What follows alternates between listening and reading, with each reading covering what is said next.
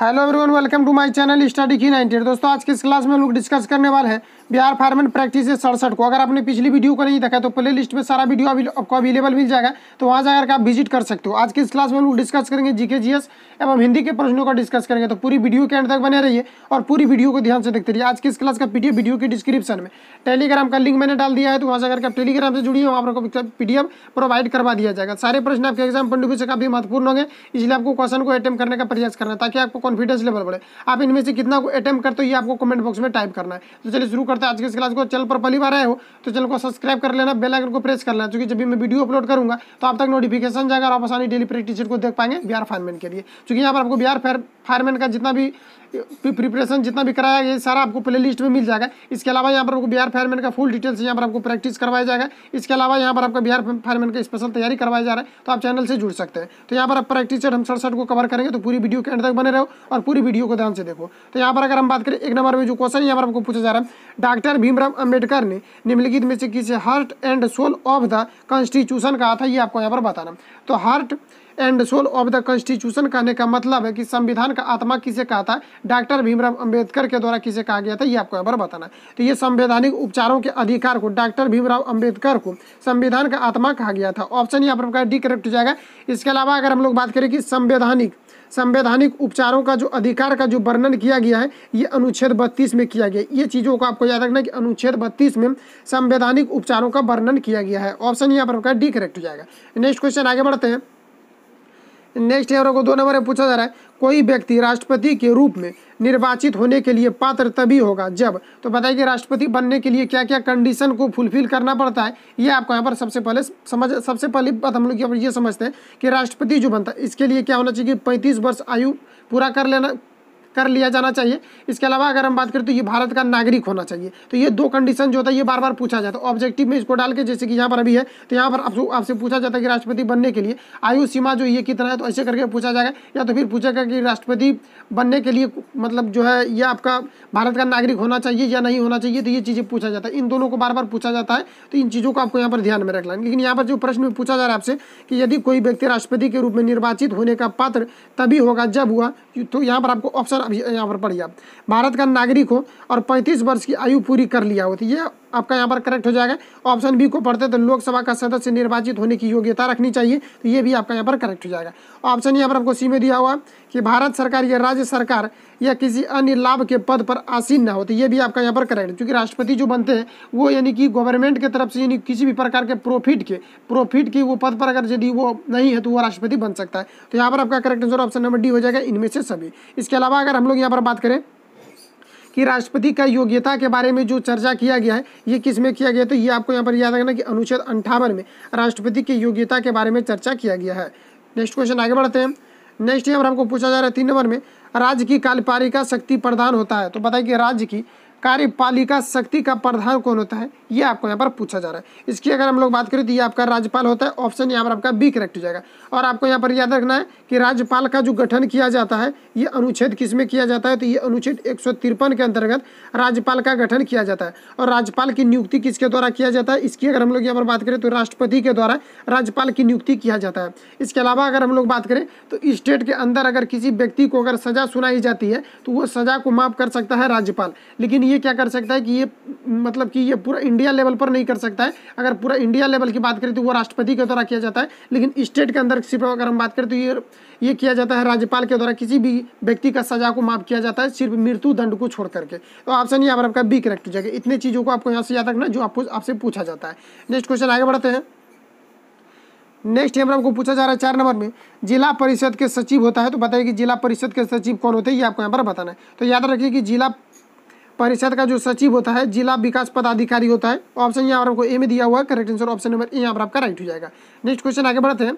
Next हम लोगों को पूछा जा रहा है 5 नंबर में कि चौखट में नहीं अटना किसकी कविता से उद्धृत है, ये चीज़ आपको यहाँ पर पूछा जा रहा है। इसकी अगर हम यहाँ पर बात करें तो आप सारा ऑप्शन को अगर पढ़ना चाहते हैं तो बिल्कुल पढ़ सकते हैं, क्योंकि सारा ऑप्शन अगर जहाँ पर पढ़ने वाला रहेगा तो वहाँ पर हम खुद पढ़ेंगे। ऐसे क्या होगा कि आपका टाइम भी किल होगा। तो यहाँ पर आप डायरेक्ट याद रखेंगे कि ये जो आपका चौखट में नहीं अटना ये किसका यानी किसकी कविता से उद्धृत किया गया, ये आपको यहाँ पर बताना है। तो यहाँ पर ऑप्शन यहाँ पर आपका करेक्ट हो जाएगा कि अनामिका के कविता से उद्धृत हुआ है।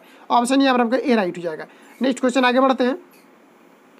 नेक्स्ट यहाँ पर आपको 6 नंबर में पूछा जा रहा है कि तिमिर शब्द का अर्थ होता है। तो बताइए कि तिमिर शब्द का अर्थ क्या होता है, ये चीज़ आपको यहाँ पर बताना है। तो तिमिर का आपको डायरेक्ट याद होना चाहिए कि तिमिर का मतलब होता है अंधकार। ऑप्शन यहाँ पर आपको ए में दिया हुआ, correct answer option number A यहाँ पर आपका राइट हो जाएगा। नेक्स्ट क्वेश्चन आगे बढ़ते हैं।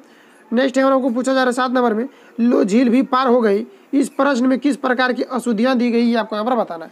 तो यहाँ पर जो लिखा हुआ है आपको कि लो झील भी पार हो गई, इसमें आपको यहाँ पर छटना है कि इसमें किस प्रकार की अशुद्धियाँ दिया गया है। तो यहाँ पर देखिए आपका जो होना चाहिए कि लो झील पार हो गया, ये चीज़ें यहाँ पर आपका होना चाहिए था। तो यहाँ पर अगर हम लोग बात करें तो यहाँ पर आपको संज्ञा संबंधी त्रुटि दिया गया है, ऑप्शन यहाँ पर बी करेक्ट जाएगा। नेक्स्ट क्वेश्चन आगे बढ़ते हैं। नेक्स्ट यहाँ पर आपको 8 नंबर में पूछा जा रहा है, उसके चक्षुओं में दर्द है, इस प्रश्न में किससे संबंधित गलतियां दी गई है, ये आपको यहाँ पर बताना है। तो यहाँ पर अगर हम लोग बात करें कि उसके चक्षुओं में दर्द है, ये आपका यहाँ पर नहीं होना चाहिए। यहाँ पर क्या होना चाहिए कि उसके आंखों में दर्द है, ये चीज़ें आपको यहाँ पर होना चाहिए। सॉरी, यहाँ पर हाँ, यहाँ पर क्या होना चाहिए कि उसके आंखों में दर्द है, ये चीज़ें आपको यहाँ पर होना चाहिए। तो यहाँ पर जो गलती जो दिया गया है, यहाँ पर आपका संज्ञा संबंधी गलती दिया गया है, ऑप्शन यहाँ पर डी करेक्ट हो जाएगा। नेक्स्ट क्वेश्चन आगे बढ़ते हैं। नेक्स्ट यहाँ पर पूछा जा रहा है कि घर शब्द का पर्यायवाची शब्द क्या होगा, ये आपको यहाँ पर पूछा जा रहा है। तो यहाँ पर अगर हम लोग बात करें कि घर का जो पर्यायवाची शब्द होगा, इसमें कौन सा हो सकता है, ऑप्शन ए में दिया हुआ निलय, ऑप्शन बी भवन, ऑप्शन सी सदन, ऑप्शन डी निकेतन। तो यहाँ पर आपको बताना करेक्ट आंसर आपका क्या हो जाएगा। इसमें करेक्ट आंसर आपका हो जाएगा भुवन, जो कि आपका घर का पर्यायवाची शब्द नहीं होता है। इसके अलावा आप लोग यहाँ पर याद रखेंगे कि निलय, सदन और निकेतन जो होता है ये घर का पर्यायवाची शब्द होता है। लेकिन यहाँ पर करेक्ट आंसर ऑप्शन नंबर यहाँ पर होगा बी करेक्ट हो जाएगा। और अगर हम लोग बात करें कि भुवन का मतलब क्या होता है, तो भुवन का मतलब होता है आपका संसार। ये भी आपको याद रखना कि भुवन का मतलब संसार होता है। नेक्स्ट क्वेश्चन आगे बढ़ते हैं। नेक्स्ट यहाँ पर आपको 10 नंबर में पूछा जा रहा है, सरल आवर्त गति करते हुए एक कण की कुल ऊर्जा और अनुक्रमानुपाती होता है। ये किसका अनुक्रमानुपाती होता है, ये आपको यहाँ पर बताना है। तो याद रखिए कि सरल आवर्त गति में जब कोई भी वस्तु को गतिमान रहता है तो इसका जो ऊर्जा जो अनुपातिक होता है, ये किसके होते हैं, तो ये आयाम के, यानी ये आयाम के वर्ग के अनुपातिक होता है। ठीक है, ऑप्शन यहाँ पर आपको बी में दिया हुआ, correct answer option number B यहाँ पर आपका राइट हो जाएगा। नेक्स्ट क्वेश्चन आगे बढ़ते हैं। नेक्स्ट यहाँ पर पूछा जा रहा है, बर्नौली का प्रमेय निम्न में से किसमें लागू होती है, ये चीज़ें आपको यहाँ पर बताना है। तो देखिए सबसे पहले हम लोग यहाँ पर ये समझते हैं कि बर्नौली का जो सिद्धांत है ये क्या है। ठीक है, तो बर्नौली के सिद्धांत की अगर हम लोग यहाँ पर बात करें तो बढ़ते हुए द्रव, यानी कि किसी में क्या होता है कि जैसे कि रेखीय, यहाँ मान लेते हैं कि एक पाइप है, इसमें अगर द्रव का प्रवाह हो रहा है, ठीक है, तो ये जो होता है द्रव का, यानी बढ़ते हुए द्रव का जो यांत्रिक जो ये जो प्रवाह होता है, यानी कि इसका जो यांत्रिक ऊर्जा होता है, ये क्या होता है कि संरक्षण प्रदान करती है। किसके अकॉर्डिंग, तो ये बर्नौली के सिद्धांत के अकॉर्डिंग क्या होता है कि जब किसी नली में द्रव का प्रवाह होता है तो इसमें क्या होता है कि यांत्रिक ऊर्जा होता है, और ये क्या करती है कि यांत्रिक ऊर्जा का संरक्षण प्रदान करती है, जिसको हम लोग बर्नौली के सिद्धांत के नाम से जानते हैं। तो यहाँ पर आप ऑप्शन को यहाँ पर हम लोग पढ़ते हैं। ऑप्शन ए में दिया हुआ यहाँ पर आपको द्रवों के प्रवाह पर, तो ये आपका यहाँ पर correct answer option number A हो जाएगा, क्योंकि बर्नौली का प्रमेय आपका यही है। तो यहाँ पर जो पूछा जा रहा है क्वेश्चन आपसे कि बर्नौली का प्रमेय निम्न में से किसमें लागू होता है, तो ये बढ़ते हुए द्रव के प्रवाह पर होता है। तो ऑप्शन यहाँ पर एक करेक्ट हो जाएगा। चाहे तो ऑप्शन को यहाँ पर आपको तीनों को आप यहाँ पर रीड कर सकते हो। नेक्स्ट क्वेश्चन आगे बढ़ते हैं। नेक्स्ट यहाँ पर आपको पूछा जा रहा है 12 नंबर में, समान द्रव्यमान वाले पदार्थ के एक समान गोला, डिस्क तथा ठोस सिलेंडर आयतन तरल पर विरामा अवस्था से लुढ़काए जाते हैं, निम्न में से कौन सा पहले तली पर पहुंचेगा, ये आपको यहाँ पर बताना है। तो ये कहने का मतलब है कि आपके पास क्या क्या दिया गया, एक गोला दिया गया है, जब गोला है तो वो गोलाकार होगा पूरा, और दूसरा चीज़ यहाँ पर आपको दिया हुआ डिस्क, और तीसरा यहाँ पर आपको दिया हुआ ठोस सिलेंडर। अगर इसको कहीं से अगर लुढ़काया जाता है तो सबसे पहले निश्चित बिंदु पर कौन पहुंचेगा, ये चीज़ आपको यहाँ पर बताना है। तो यहाँ पर अगर हम लोग बात करें तो यहाँ पर आपका ठोस गोला हो जाएगा, correct answer option number A हो जाएगा। क्योंकि यहाँ पर देखिए ठोस गोला पहुंचने का कारण यही है, क्योंकि गोला जो होता है यह ठोस होता है, और गोला जब ठोस होता है तो ये क्या हो सकता है कि किसी प्रकार के लुढ़क सकता है, और जब किसी प्रकार से ये लुढ़केगा तो ये क्या होगा कि सबसे पहले ये पहुंचेगा। इसके अलावा अगर हम लोग बात करें सिलेंडर की, तो सिलेंडर किस प्रकार से होता है, तो इस प्रकार से आपका सिलेंडर होता है, और सिलेंडर क्या होगा कि एक ही साइड से लुढ़क सकता है, लेकिन गोला किसी भी प्रकार से लुढ़क सकता है। इसके अलावा अगर हम लोग बात करें तो यहाँ पर जो पूछा जा रहा है आपको, उसके बाद यहाँ पर आपको डिस्क दिया हुआ, डिस्क का मतलब होता है थाली, थाली को लुढ़काओगे तो ये भी पहले नहीं पहुंच पाएगा। तो ऑप्शन यहाँ पर एक करेक्ट हो जाएगा। इसमें सभी भी ऑप्शन में दिया हुआ, तो सभी को आपको ध्यान से रखना है कि सभी इसमें से नहीं होगा। ठीक है, नेक्स्ट क्वेश्चन आगे बढ़ते हैं। नेक्स्ट यहाँ पर आपको 13 नंबर में पूछा जा रहा है, प्रकाश की किरण एक समतल दर्पण पर आपतित होता है, अभिलंबवत आपतित होता है, इसमें उत्पन्न विचलन कोण क्या होगा, ये आपको यहाँ पर पूछा जा रहा है। तो यहाँ पर मान लेते हैं कि ये क्या है, एक प्रकार का समतल आपका दर्पण है। अगर मान लेते हैं कि यहाँ पर सूर्य की किरण यहाँ पर, और यहाँ से अगर डायरेक्ट यहाँ पर आपतित होती है, यानी कि सीधा अगर आपतित होता है, अगर अभिलंबवत आपतित होगा तो वहाँ पर क्या होता है कि प्रकाश की जो किरण होता है ये पुनः रिफ्लेक्ट हो करके क्या होता है कि उसी डायरेक्शन में यानी कि क्या होता है कि उसी डायरेक्शन में मुड़ जाती है। ये क्या होता है कि रिफ्लेक्ट नहीं करता किसी अन्य स्थान पर, अगर सीधा पड़ रहा है तो यहाँ पर जो चीज़ें पूछा जा रहा है कि प्रकाश किरण एक समतल दर्पण पर अभिलंबवत पड़ता है। जैसे अभिलंबवत के बारे में कह दिया तो यहाँ पर किसी भी प्रकार का आपका एंगल नहीं बनेगा, और एंगल नहीं बनेगा तो यहाँ पर आपका करेक्ट आंसर ऑप्शन नंबर यहाँ पर आपका राइट हो जाएगा। नेक्स्ट क्वेश्चन आगे बढ़ते हैं। नेक्स्ट यहाँ पर आपको पूछा जा रहा है कि प्रकाश की चाल आवृत्ति से निम्नलिखित में से किस सूत्र से संबंधित है, ये आपको यहाँ पर बताना है। यानी प्रकाश की चाल जो है ये आवृत्ति से संबंधित है, इसके लिए कौन सा फॉर्मूला आपका हो सकता है, ये चीज़ आपको यहाँ पर बताना है। तो आप लोग यहाँ पर याद रखिए कि प्रकाश से संबंधित अगर पूछा जाता है, आवृत्ति के बारे में पूछा जाता है, तो इसके लिए करेक्ट आंसर की अगर हम लोग बात करें तो सबसे पहले हम लोग यहाँ पर समझ लेते हैं कि चाल बराबर क्या होता है। चाल बराबर आपका होता है आवृत्ति। क्या होता है? चाल बराबर आवृत्ति, अवगुणा क्या होता है? तरंग दैर्घ्य होता है। तो ये चीज़ें आपको यहाँ पर याद रखना कि चाल बराबर क्या होता है, अगर आवृत्ति से रिलेटेड करके पूछा जाता है तो चाल बराबर होता है आवृत्ति, और गुणा यहाँ पर तरंग दैर्घ्य होता है। तो ऑप्शन यहाँ पर आपको बी में दिया हुआ है चाल बराबर आवृत्ति बटे तरंग दैर्घ्य, तो ये आपका यहाँ पर गलत हो जाएगा। ऑप्शन यहाँ पर आपको बी में दिया हुआ चाल बराबर अब तरंग दैर्घ्य बटे आवृत्ति, तो ये भी आपका यहाँ पर गलत हो जाएगा। ऑप्शन यहाँ पर आपको सी में दिया हुआ चाल बराबर आवृत्ति गुना तरंग दैर्घ्य, तो ऑप्शन यहाँ पर आपका सी करेक्ट हो जाएगा। ऑप्शन डी भी यहाँ पर आपका गलत हो जाएगा। ऑप्शन यहाँ पर आपका सी करेक्ट हो जाएगा। इसके अलावा अगर हम लोग यहाँ पर बात कर ले, जो यहाँ पर प्रकाश के बारे में चर्चा किया गया है, तो प्रकाश की अगर हम लोग बात करें कि प्रकाश को जो चाल होता है ये कितना होता है, तो ये आपको याद रखना है कि 3 × 10⁸ मीटर पर सेकेंड स्क्वायर प्रकाश की चाल होती है। ये पूछा जाता है प्रकाश के बारे में, इसको यहाँ पर आप लोग याद रखेंगे। नेक्स्ट क्वेश्चन आगे बढ़ते हैं। नेक्स्ट यहाँ पर आपको पूछा जा रहा है 15 नंबर में कि दीवार के पीछे खड़े एक व्यक्ति की आवाज़ पहचानी जा सकती है। ये आपको यहाँ पर बताना कि कोई भी व्यक्ति अगर दीवार के उस पार से बोल रहा है तो उसका आवाज़ आप किस किस कारणों से पहचान सकते हैं, ये चीज़ आपको यहाँ पर बताना है। तो इसमें सबसे पहली बात हम लोग विवर्तन से पहचानेंगे, चूँकि रिफ्लेक्ट होकर के आएगा तो विवर्तन हो जाएगा आपका। इसके अलावा गुणवत्ता के आधार पर हम लोग पहचानते हैं कि किसका तारुत किस प्रकार से, ऑलरेडी हम लोग अगर सुने होते हैं तो पता चल जाता है कि कौन व्यक्ति का आवाज़ है। तो ऑप्शन यहाँ पर एक करेक्ट हो जाएगा, इस प्रकार से आप पहचान सकते हो। नेक्स्ट क्वेश्चन आगे बढ़ते हैं। नेक्स्ट यहाँ पर आपको पूछा जा रहा है 16 नंबर में गैल्वेनोमीटर को अमीटर में बदलने के लिए इसमें क्या लगाया जाता है, ये आपको यहाँ पर पूछा जा रहा है। तो गैल्वेनोमीटर को अगर एमीटर में परिवर्तित करना रहेगा तो इसमें क्या करते हैं, उच्च प्रतिरोध को समांतर क्रम में जोड़ते हैं। क्योंकि गैल्वेनोमीटर को अमीटर में बदलना रहेगा और अमीटर को किस में लगाते हैं हम लोग, तो इसको सीरीज में जोड़ा जाता है। जबकि हम लोग अगर बात करें कि गैल्वेनोमीटर को, तो गैल्वेनोमीटर को समांतर क्रम में जोड़ा जाता है, और समांतर क्रम में अगर जोड़ा जाता है तो यहाँ पर हम लोग को क्या करना चाहिए, उच्च प्रतिरोध को क्या करना होगा कि समांतर क्रम में ही जोड़ना होगा। तो ऑप्शन यहाँ पर आपका सी करेक्ट हो जाएगा। नेक्स्ट क्वेश्चन आगे बढ़ते हैं। नेक्स्ट यहाँ पर आपको 17 नंबर में पूछा जा रहा है अस्थायी चुंबक बनाए जा सकते हैं। तो बताइए अस्थायी चुंबक जो बनाए जाते हैं किसके बनाए जा सकते हैं, ये आपको यहाँ पर पूछा है। तो अस्थायी चुंबक की अगर हम लोग बात करें तो ये कोबाल्ट के बनाए जाते हैं। ऑप्शन यहाँ पर आपको एक करेक्ट हो जाएगा। नेक्स्ट क्वेश्चन आगे बढ़ते हैं।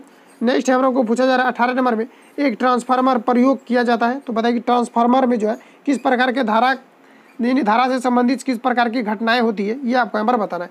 ऑप्शन यहाँ पर आपको ए में दिया हुआ है दृष्ट धारा को प्रत्यावर्ती धारा में बदलने के लिए, तो ये आपका यहाँ पर गलत हो जाएगा। क्योंकि ट्रांसफार्मर जो होते हैं ये दृष्ट धारा को प्रत्यावर्ती धारा में नहीं बदलते, क्योंकि ये एसी को एसी में कन्वर्ट करते हैं, या तो ये वोल्टेज को बढ़ाता है या तो फिर ये कम करने का कार्य करता है।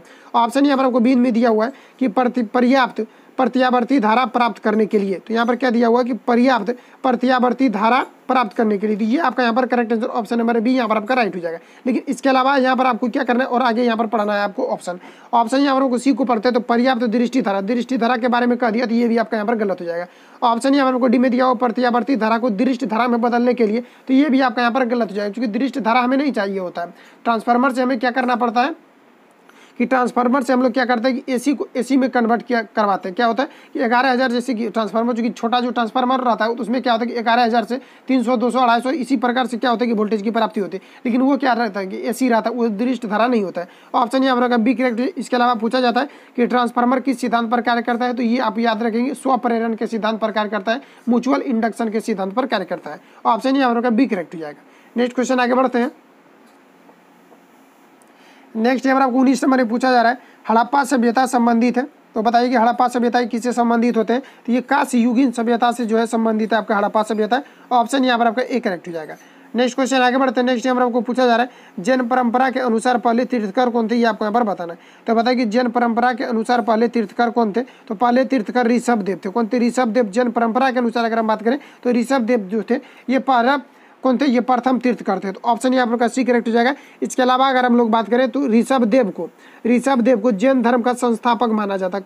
ऋषभदेव को क्या माना जाता है, जैन धर्म का संस्थापक माना जाता है, ये याद रखना। इसके अलावा अगर हम लोग बात करें इसके जन्म के बारे में, अगर बात करें कि ऋषभदेव का जो जन्म हुआ था ये कहाँ पर हुआ था, तो ये आपको यहाँ पर याद रखना कि अयोध्या में हुआ था ऋषभदेव का जन्म। और इसका जो प्रतीक जो है, ऋषभदेव का प्रतीक क्या है यानी चिन्ह क्या है, तो ये भी आपको यहाँ पर याद रखना कि बैल है। ठीक है, ऑप्शन यहाँ पर आपका सी करेक्ट हो जाएगा। नेक्स्ट क्वेश्चन आगे बढ़ते हैं।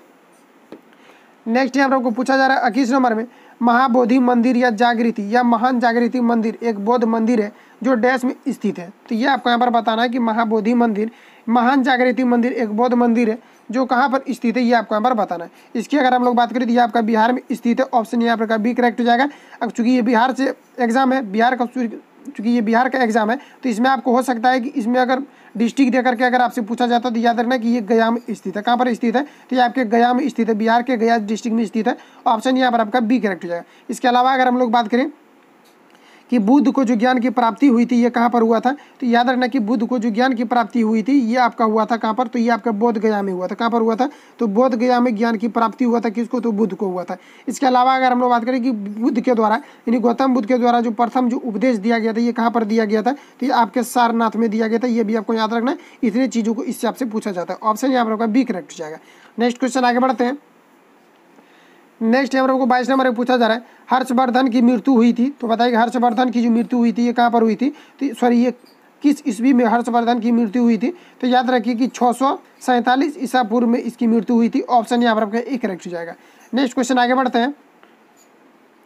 नेक्स्ट यहाँ पर आपको पूछा जा रहा है 23 नंबर में कि महमूद गजनबी के साथ भारत आने वाला प्रथम इतिहासकार कौन था, ये आपको यहाँ पर पूछा जा रहा है। तो बताइए कि महमूद गजनबी के साथ भारत आने वाले प्रथम जो इतिहासकार थे ये कौन थे, ये आपको यहाँ पर बताना है। तो ये आपके अलबरूनी थे, ऑप्शन यहाँ पर बी करेक्ट हो जाएगा। जो महमूद गजनबी के साथ भारत आए थे, कब आए थे, तो ये 11वीं सदी में भारत आए थे, ऑप्शन यहाँ पर आपका बी करेक्ट हो जाएगा।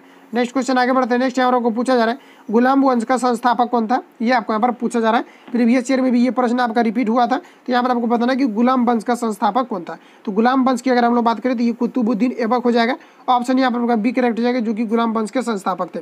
इसके अलावा जो पूछा जाता है कि गुलाम वंश का जो स्थापना हुआ था ये कब हुआ था, तो ये आपका 1206 में हुआ था, ऑप्शन यहाँ पर आपका बी करेक्ट हो जाएगा। नेक्स्ट क्वेश्चन आगे बढ़ते हैं। नेक्स्ट यहाँ पर आपको पूछा जा रहा है 25 नंबर में, बाबर ने तुजुक ए बाबरी किस भाषा में लिखी थी, ये आपको यहाँ पर बताना है। इसको मैंने ऑलरेडी आपको एक्सप्लेन करके बता दिया था कि बाबर नामा किसके द्वारा लिखा गया है और किस भाषा में लिखा गया है। तो यहाँ पर जो चीज़ें पूछी जा रही है कि बाबर ने तुजुक ए बाबरी ये किस भाषा में लिखा गया है, ये आपको यहाँ पर पूछा जा रहा है। तो ये आपके तुर्की में लिखा गया है, ऑप्शन यहाँ पर आपका बी करेक्ट हो जाएगा। नेक्स्ट क्वेश्चन आगे बढ़ते हैं। नेक्स्ट यहाँ पर आपको पूछा जा रहा है प्लासी का युद्ध मैदान कहाँ स्थित है, ये आपको यहाँ पर पूछा जा रहा है। तो बताइए कि प्लासी का युद्ध मैदान कहाँ पर स्थित है, option A Bihar, option B Andhra Pradesh, option C Odisha, option D Paschim Bengal. तो प्लासी का युद्ध मैदान की अगर हम लोग बात करें तो ये आपके पश्चिम बंगाल में स्थित है, ऑप्शन यहाँ पर आपका डी करेक्ट हो जाएगा, जो कि भागीरथी के नद के तट पर अवस्थित है, ऑप्शन यहाँ पर आपका डी करेक्ट हो जाएगा। नेक्स्ट क्वेश्चन आगे बढ़ते हैं। नेक्स्ट यहाँ पर आपको पूछा जा रहा है भारतीय राष्ट्रीय कांग्रेस का अध्यक्ष निर्वाचित होने वाला प्रथम यूरोपीय कौन था, ये आपको यहाँ पर बताना है। तो बताइए कि प्रथम यूरोपीय कौन थे जो भारतीय राष्ट्रीय कांग्रेस का अध्यक्ष के रूप में निर्वाचित किया गया था, तो ये आपके जॉर्ज थूले थे, ऑप्शन यहाँ पर आपका बी करेक्ट हो जाएगा। इसके अलावा अगर हम लोग बात करें कि भारतीय राष्ट्रीय कांग्रेस का जो स्थापना किया गया था ये कब किया गया था, तो 1888 में किया गया था। प्रीवियस ईयर में पूछा हुआ है कि भारतीय राष्ट्रीय कांग्रेस का स्थापना किस वर्ष में किया गया है, तो इसको 1888 में किया गया, ऑप्शन यहाँ पर आपका बी करेक्ट हो जाएगा। नेक्स्ट क्वेश्चन आगे बढ़ते हैं। नेक्स्ट यहाँ पर आपको पूछा जा रहा है किस उष्णकटिबंधीय खाद्य फसल के लिए 27 डिग्री सेल्सियस यहाँ पर हो जाएगा, 27 डिग्री सेल्सियस से कम तापक्रम एवं 100 सेंटीमीटर से अधिक वर्षा की आवश्यकता होती है, ये आपको यहाँ पर पूछा है। तो ये आपके चावल के लिए होती है, चावल के लिए 27 डिग्री से कम टेम्परेचर होना चाहिए और 100 सेंटीमीटर से अधिक वर्षा का होना अनिवार्य है, ऑप्शन यहाँ पर आपका सी करेक्ट हो जाएगा। इसके अलावा अगर हम लोग बात करें कि चावल सबसे ज़्यादा कहाँ पर उगाया जाता है, तो ये चाइना में उगाया जाता है। अगर हम लोग इंडिया की बात करें, इंडिया में सबसे ज़्यादा कहाँ पर उगाया जाता है, तो ये वेस्ट बंगाल में उगाया जाता है। इसके अलावा अगर हम लोग बात करें कि चावल अनुसंधान संस्थान ये कहाँ पर स्थित है, तो ये ओडिशा के कटक में स्थित है। कहाँ पर, तो ये ओडिशा के कटक में स्थित है, चावल अनुसंधान संस्थान स्थित है। इसके अलावा अगर हम लोग बात करें विश्व की, तो विश्व में ये फिलीपींस में चावल अनुसंधान संस्थान स्थित है, तो ऑप्शन यहाँ पर आपका सी करेक्ट हो जाएगा। इतने चीज़ों को आपको यहाँ से याद रखना है। नेक्स्ट क्वेश्चन आगे बढ़ते हैं। नेक्स्ट यहाँ पर आपको पूछा जा रहा है केंद्रीय चावल अनुसंधान संस्थान कहाँ पर स्थित है, तो देखिए ये प्रश्न फिर से आपका आ गया कि केंद्रीय चावल अनुसंधान संस्थान कहाँ पर स्थित है। इसकी अगर हम लोग बात करें तो ये आपका कटक में स्थित है, जो कि ओडिशा राज्य में स्थित है, ऑप्शन यहाँ पर आपका डी करेक्ट हो जाएगा। नेक्स्ट क्वेश्चन आगे बढ़ते हैं। नेक्स्ट यहाँ पर आपको पूछा जा रहा है भारत का सबसे बड़ा बंदरगाह कौन सा है जो कुल यातायात के 5वें भाग को संभालता है, ये आपको यहाँ पर पूछा जा रहा है। तो बताइए कि भारत का कौन सा बंदरगाह सबसे बड़ा है जो कि 5वें भाग को संभालता है, ये चीज़ आपको यहाँ पर बताना है। तो यह आपका हो जाएगा Mumbai, correct answer option number C यहाँ पर आपका राइट हो जाएगा। इसके अलावा आप लोग याद रखेंगे कि 90% जो यानी भारत का जो यातायात जो होता है यानी व्यापार जो होता है ये किससे होता है, तो ये समुद्री मार्ग से होता है। क्योंकि ये जब एग्जाम में प्रश्न जब पूछा जाता है तो कुछ लोग क्या करते हैं उसमें ट्रेन मार देते हैं, तो कुछ लोग उसमें जो है प्लेन मार देते हैं, तो ये आप वहाँ पर आपका गलत हो जाता है। ठीक है, तो यहाँ पर आपको याद रखना है कि 90% जो भारत का जो यातायात यानी व्यापार जो किया जाता है ये समुद्री मार्ग के द्वारा किया जाता है, ना कि आपको ट्रेन मार देना है। ठीक है, तो क्योंकि ट्रेन सब ऑप्शन में दिया रहता है तो उसमें कुछ लोग क्या करते हैं कि मार देते हैं, तो आपको याद रखना कि ये किया जाता है समुद्री मार्ग के द्वारा। ऑप्शन यहाँ पर आपका सी करेक्ट हो जाए। बस इतना ही प्रश्न लेकर के आए थे, मिलेंगे नेक्स्ट वीडियो में। अगर वीडियो हेल्पफुल लगता है तो लाइक कमेंट शेयर कीजिए। मिलते हैं नेक्स्ट वीडियो के साथ। Thank you for watching, best of luck, जय।